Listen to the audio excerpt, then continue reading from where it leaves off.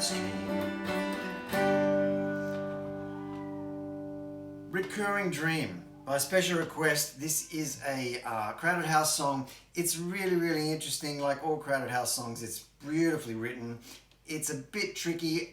One of the key things for this song is the fact that there's two guitars doing that kind of jangling guitar part, and it's taken me a while to work out how to get close to that sound on one guitar. This is a lesson for one guitar to do this song. If you want to learn how to do the actual two guitar riffs, I'll separate them briefly, but this is basically one guitar doing this riff. So it's in the key of G, for starters, and we're going to step through this chart quite carefully and keep in mind that it's an arrangement. So we start here for our G. We play the 5th fret D string and the 3rd fret B string with the open G string in between. Now, the kind of strumming that I'm doing here, I'm using my fingers, but of course you can use a pick, but largely speaking, it's going to be a little bit messy and a little bit jangly. And if you are singing this song as well as playing it, then you're not going to be able to get super precise with your picking without a lot of work. Of course you can do it, but this is your underlying rhythm, your 16th note rhythm.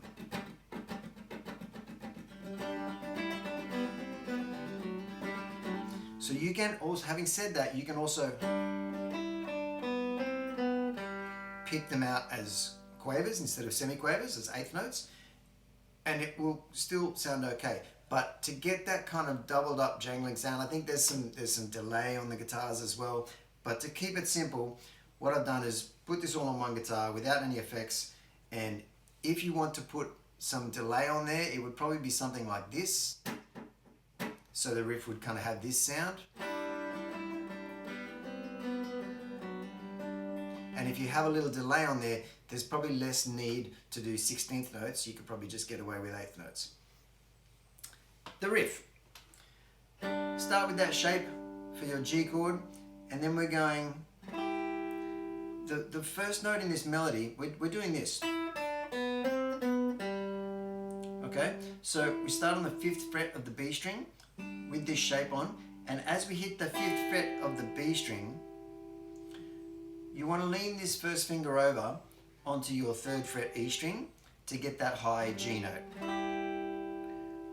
the first time. After that, you can ignore it, leave it off, keep it in there, whatever. But the second guitar, and I'll show you that in a second, is doing a line that starts on that note.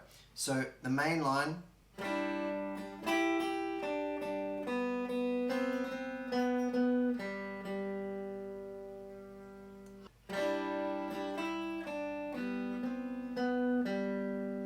then we lift that finger off the D string and hammer on from 4 to 5.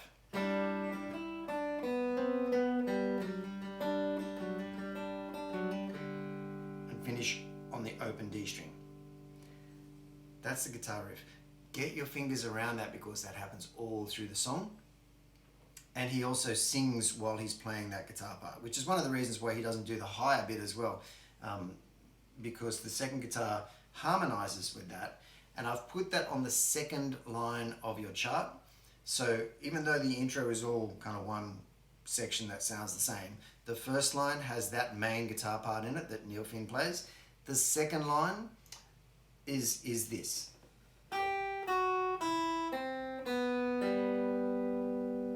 Really simple, but very complimentary to what he does. Now it does make that harmony that goes.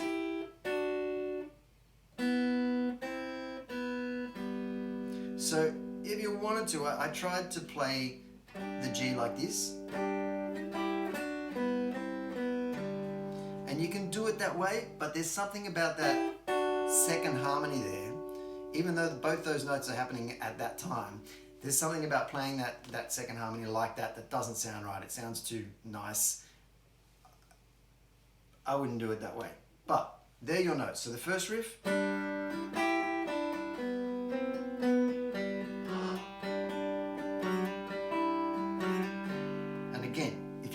Catching an odd string like that, it's all right. You're strumming these 16th notes, it's going to get a little bit messy. the second line.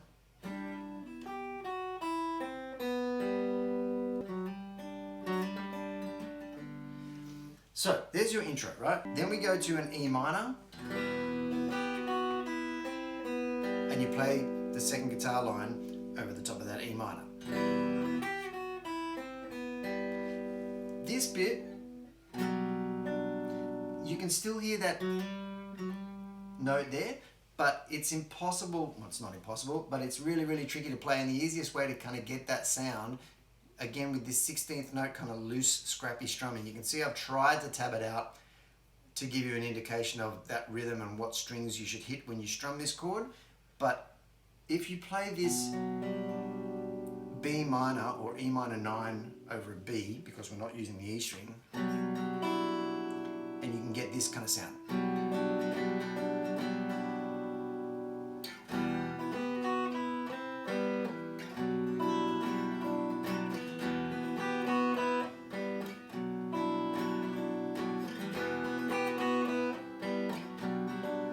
And then it goes to a D.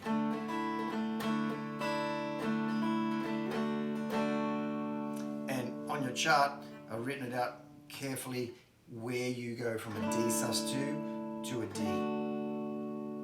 Right, so it's and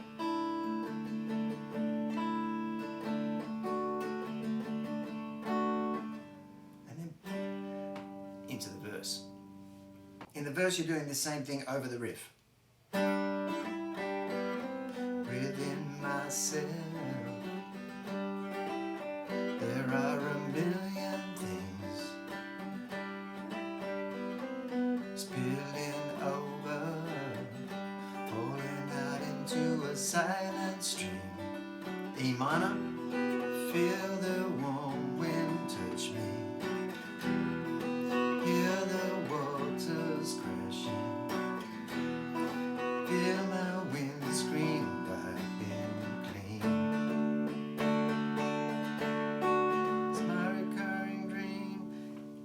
Do that, and you repeat that twice, verse, chorus, twice, to get you into the break. Now the break I have just written as the straight up chords because there's a lot of picking going on in here, but again it's two guitars with a bass behind it, so it's really it's not easy to get that full coverage of sound on one guitar.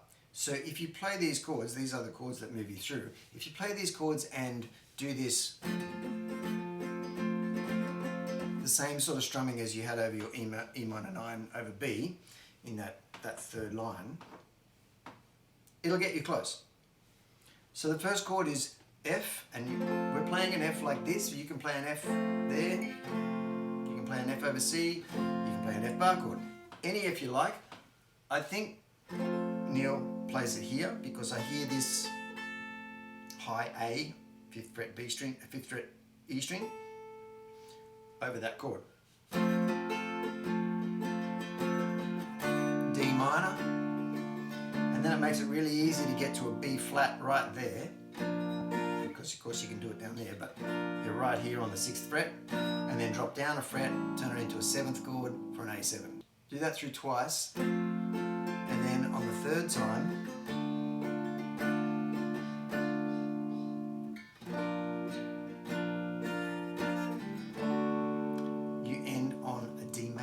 is an interesting change, but that's what gets you back into the key of G and your break section. Now the break section, pretty much, it lands on a G, and he just does a couple of simple, sort of, I'm going to call them natural barred harmonics, but you all know what they are. They're this stuff. So on the guitar, you've got really strong natural harmonics on your 12th fret, your 5th fret, and your 7th fret. He uses the 7th and the 12th fret here. And the timing is exactly on your chart, how I've put it there. You start with the bar of G, and you ring it, let it ring on. 1, 2, and 3, and 4, and 1, and 2, and 3, and 4, and 1, and 2, and 3, and 4, and 1, and 2, and 3, and 4, and 1, and 2, and 3, and 4. Then the next time round, the next time we hit the 7th fret harmonics, you're doing it on the 1 and 2 and then the final time in the very next bar, you do 1 and 2 and 3 and 4. Okay, so it's 1 and 2 and 3 and 4 and 1 and 2 and 3 and 4 and 1 and 2 and 3 and 4 and 1 and 2 and 3 and 4 and 1 and 2 and 3 and 4 and 1 and 2 and 3 and 4 and 1 and 2 and 3 and 4 and 1, 2 and 3 and 4. Then we head into the guitar solo. Now again, the guitar solo is lots of strumming, and the way I would do this, I think that Neil is using a pick, but the way I would do this really fast trilling, because I've written it out as 16th notes to keep it clean, but it's faster than 16th notes. He's doing more than semiquavers there, and with a pick you can absolutely do that. I find it easier to do really, really fast trilling like that with the fleshy tip of my second finger. My first finger has a nail on it, my second finger doesn't. Well, it has a short nail, but it lets me brush really quickly over those strings, and my thumb is resting on any strings that I don't want to hear. So if I'm only working on the top 2 strings, which is where this guitar solo starts, I can do that, and I'm just brushing like that. So it doesn't matter how many times you brush those notes. What matters is when you change to the next position. So, and that is written on your chart accurately. So we start here and we go.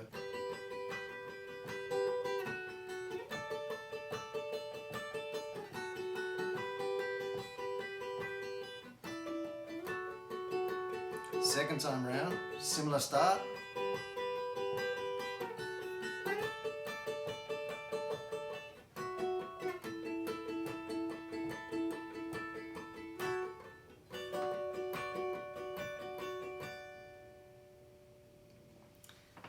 That's a guitar solo. It's a great guitar solo. I love Neil Finn's guitar solos because they're not predictable, they're not super flashy, but they're always, kind of emotive and heartfelt, which he's a good guitarist. A lot of people, don't necessarily realize he's an extremely good guitarist that plays with extremely good feel, and I really like it. And it doesn't matter whether he's a little bit messy sometimes. In fact, I kind of like that. That's your guitar solo. After the guitar solo, we move into this final verse. Now the final verse is kind of interesting because we're playing the same guitar riffs as we did in the first 2 verses. However, the bass is changing. So you can make a decision here by yourself whether to follow the bass and try and do a hybrid kind of arrangement like I've written out on your chart, or you can play these chords, which is G, E minor 9, which is now the same as your chord shape before, but we're including the E string, the open E string. And then a C major 7, and then a G major 7, then an E minor 9, then a C major 7, back to a normal G, then an E minor 9 again, then a C major 7, then a G major 7, into the chorus, and out we go to the end of the song. For that last verse, if you want an extra challenge, we're going to be doing this. You can play, you'd start with your G chord, but we're playing 3rd fret E string, a muted A string, which continues through a lot of these chords, and open D and open G. Just that, which lets you do that riff again.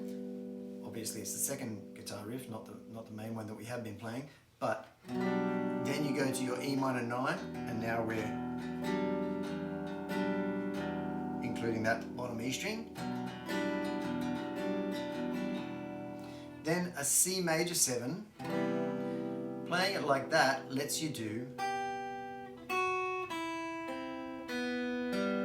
that little riff again, and then we go to a G major 7, which is played like this using an open G string and that same strumming. Down to an E minor, the riff, C major 7, but this time we're doing a C major 7 this way because strumming over it instead of the picking the riff, and then back to a G, normal G, same G as the start of this section, E minor 9, C major 7 the first way, and finish with a G major 7 this way.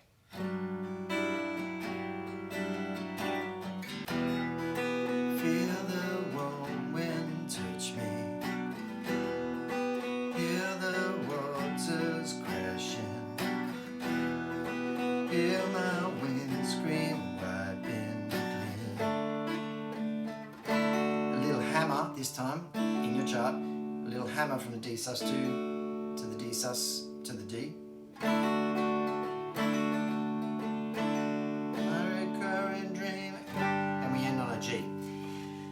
There is a lot there. I realise there is a lot there.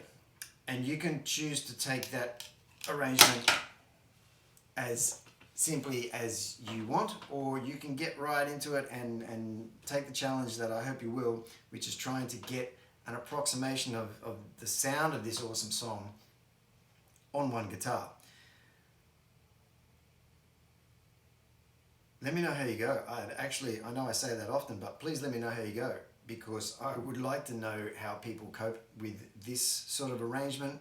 It's intricate, but it's meant to be kind of loose. So as you're doing things like, you know,